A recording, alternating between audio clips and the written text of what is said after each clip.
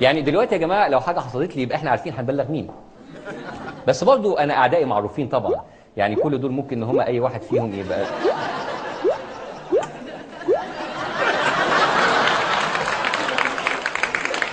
طب انا جبت سير سبونج بوب في حاجه يا جماعه؟ انا مالي انا طب صح. يلا على البركه. معلش ثانيه واحده، ثانيه. هو كان ايه التهديد تاني؟ ولو فكر يوم يقول حرف الميم مش مرتضى ميم في البرنامج بتاعه، انا رايح للمحكمه وراجل قانون، وانا عندي انصاري محترمين ومحامين بالالاف. يفكر كده ويجرب يحط اسمي في جمله مفيده. احط اسمك في جمله مفيده؟ طب ولا تزعل.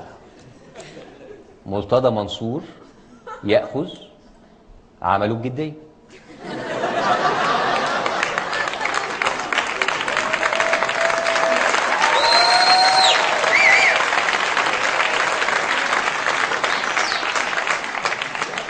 مرتضى منصور يجلس على المقعد في الحديقة.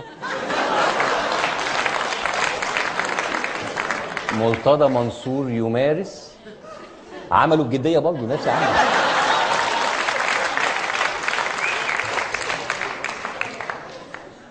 ما تحاوليش تشرحها لها، هي بتاعت